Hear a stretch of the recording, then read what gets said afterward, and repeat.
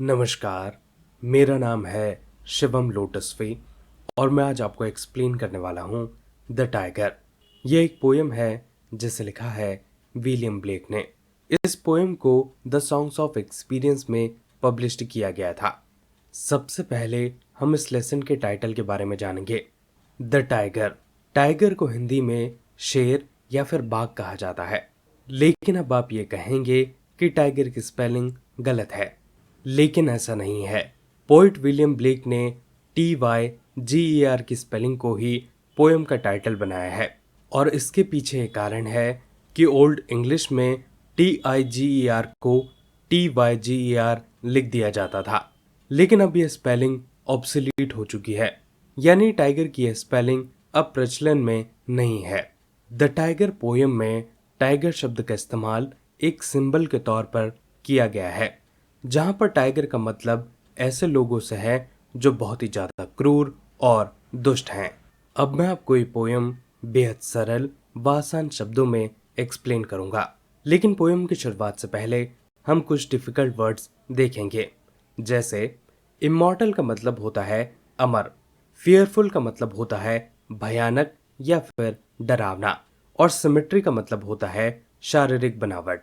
Tiger tiger burning bright in the forest of the night, इसका यह मतलब होगा टाइगर टाइगर जंगल की रात में बर्निंग ब्राइट, यानी कि आग की तरह चमक रहा है।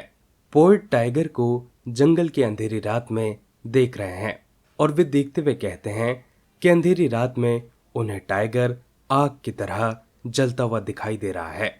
टाइगर का रंग येलो ऑरेंज कलर का होता है और यही रंग आग का भी होता है। जब जंगल में रात होती है तब सब कुछ साफ तौर पर नहीं दिखाई देता। ऐसे में शेर का ऑरेंज येलो कलर बहुत ही उभरता हुआ सा दिखाई देता है और जब वह चलता है तो ऐसा लगता है कि जैसे जंगल में आग चल रही हो। What immortal hand or I could frame thy fearful symmetry, यानी ऐसे कौन से अमर हाथ और आंखें होंगी जिसने इतने डरावने खतरनाक बनावट को गढ़ा होगा। पोएट टाइगर की बनावट को देखकर सरप्राइज्ड हैं और उन्हें यकीन ही नहीं हो रहा कि इतनी डरावनी गणना कोई कैसे कर सकता है, और इसलिए वह क्वेश्चन करते हैं कौन से अमर हाथ और आंखों ने इन्हें बनाया होगा। यहाँ पर पोएट का डाउट दिखाई देता है कि वह कौन है जिसने इतनी खतरनाक चीज को बनाया होगा। अब हम चलेंगे नेक्स्ट स्टेंजा पर। एस्पायर का मतलब होता है अभिलाषा या फिर आकांक्षा। सीज का मतलब होता है पकड़ना और डिस्टेंट का मतलब होता है दुरस्थ।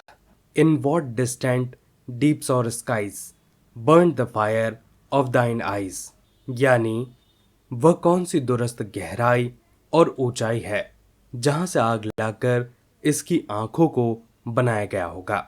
अब पोएट टाइगर की आंखों में देख रहे हैं और उन्हें टाइगर की आंखों में आग दिखाई दे रही है और इसलिए वह पूछते हैं कि वह कौन सी दूर की गहराई यानी पाताल से या फिर ऊंचाई से यानी कि आसमान से आग को लाकर शेर की आंखों को बनाया गया होगा, जिसके कारण उसकी आंखों में आग से जलन दिखाई देती है।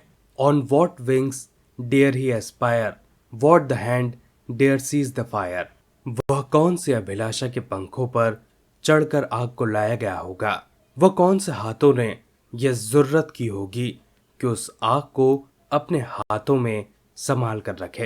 पोएट अब यह अंदाजा लगाने की कोशिश कर रहे हैं कि वह आग को लाने में कितने जतन किए गए होंगे। जरूर अभिलाषा और आकांक्षाओं के पंखों पर चढ़कर ही उस आग को, लेकिन वह अभिलाषाएं कौन सी होंगी, वह कौन से हाथ होंगे जिन्होंने यह हिम्मत की होगी कि वह उस आग को संभाल कर रख पाए जो आग शेर की आंखों में है। नेक्स्ट स्टेंजा पर मैं आपको ये बताना चाहूंगा कि इस पूरी पोएम में पोएट आपको क्वेश्चन करते हुए नजर आते हैं। हम क्वेश्चन तभी पूछते हैं जब हमें कोई चीज समझ नहीं आती या फिर हम उस चीज के बारे में जानना चाहते हैं। पोएट भी ये जानना चाहते हैं कि कोई इतनी खतरनाक चीज कैसे बना सकता है। अब हम चलेंगे नेक्स्ट स्टेंजा पर। ड्रेड का मतलब होता है डरावना स्न्यूज का मतलब होता है मांसपेशी। यह एक फाइब्रस टिश्यू होता है जो कि मसल और हड्डियों को जोड़कर रखता है। And what shoulders and what art could twist this news of thy heart। In lines का यह मतलब होगा, वह कौन से कंधे और वह कौन सी कला होगी जिसने हृदय की मांसपेशियों को मोड़ा होगा। शेर की बनावट इतनी खतरनाक है कि उसे बनाने के लिए जरूर मजबूत कंधे लगे होंगे और उसे बनाने में जरूर किसी कला का इस्तेमाल किया गया होगा, क्योंकि बिना कला के ऐसा नायाब ढांचा बनाना असंभव है। लेकिन वह कंधे किसके रहे होंगे और वह कला कौन सी रही होगी जिसने शेर के हृदय की मांसपेशियों को तोड़ा मरोड़ा होगा। And when thy heart began to beat, what dread hand and what dread feet। यानी और जब शेर के दिल में पहली धड़कन धड़की होगी तो उसके हाथ कितने खतरनाक होंगे, तब उसके पैर कितने खतरनाक होंगे। जब शेर के दिल में पहली धड़कन धड़की होगी तब वह मंजर कितना खतरनाक होगा। हार्ट वह ऑर्गन होता है जो सभी जगहों पर खून पहुंचाता है और खून जहां जहां पहुंचता है वह हिस्सा जागृत हो जाता है, एक्टिव हो जाता है। जैसे ही शेर की धड़कन चालू हुई होगी तब खून उसके हाथ और पैरों में गया होगा, तब वह मंजर कितना खतरनाक होगा। शेर के हाथ और पैर बहुत ही ज्यादा पावरफुल होते हैं जिसे बड़ा सा बड़ा जानवर भी झेल नहीं पाता। तो सोचिए, जब शेर के हाथ और पैर एक्टिव हुए होंगे तो उन्हें कैसे संभाला गया होगा।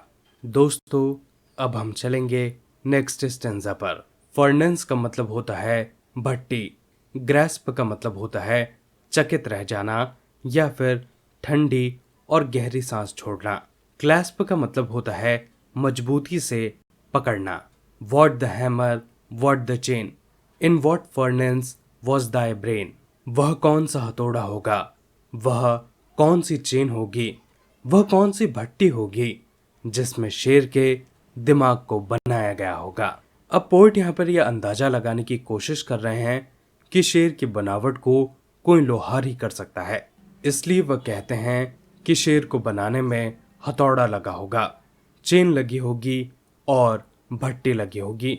वह कौन सा हथौड़ा होगा, वह कौन सी चेन होगी, वह कौन सी भट्टी रही होगी जो इतनी मजबूत रही होगी कि जिसके अंदर शेर का दिमाग बनाया गया होगा। What the anvil, what dread grasp, dare its deadly terrors clasp. Anvil एक तरह का टूल रहता है जिसका इस्तेमाल करके लोहार किसी भी मेटल को शेप देता है।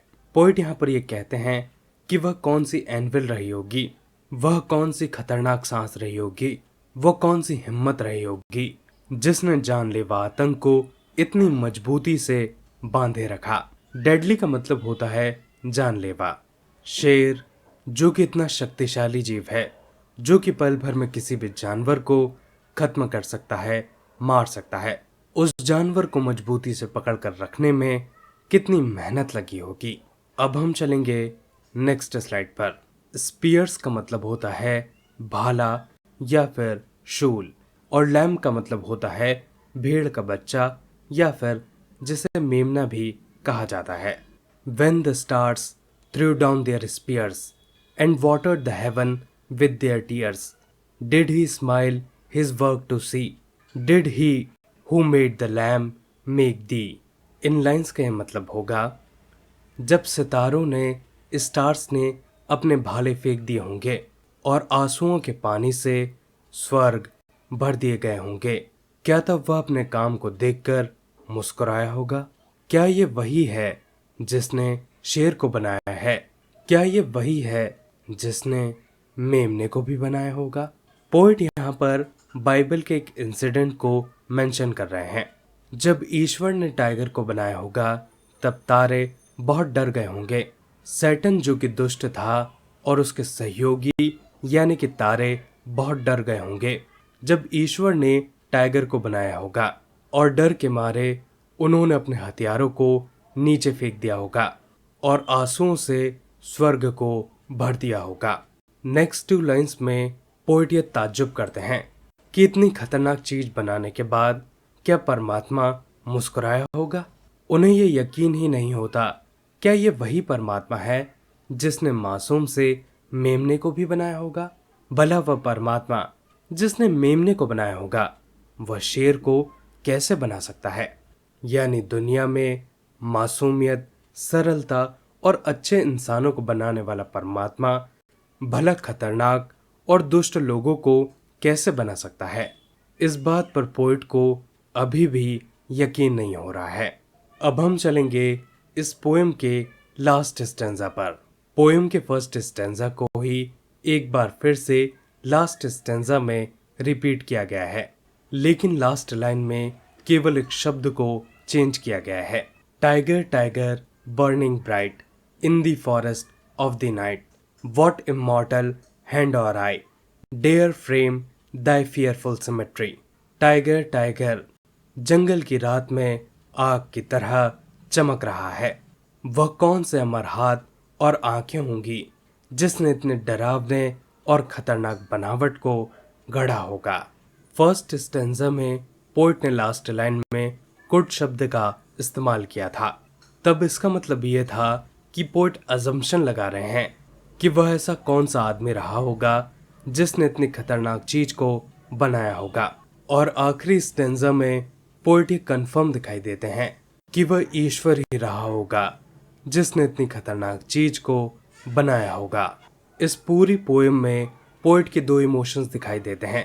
पहला तो यह कि पोइट सरप्राइज्ड हैं कि ईश्वर इतनी विस्मयकारी चीज कैसे बना सकता है, और दूसरा इमोशन है कंफ्यूजन का कि वह ईश्वर जिसने साधारण से मेमने को बनाया होगा, वह ईश्वर शेर को कैसे बना सकता है। दोस्तों, ये था इस पूरी पोएम का एक्सप्लेनेशन। आशा करता हूँ कि आपको ये पोएम आसानी से समझ में आई होगी। अगर आपको ये वीडियो अच्छा लगा हो तो प्लीज़ इसे लाइक कीजिए और चैनल को सब्सक्राइब कीजिए। अपने आसपास सफाई बनाए रखें और एक पेड़ ज़रूर लगाएं। आप सभी का बहुत बहुत धन्यवाद।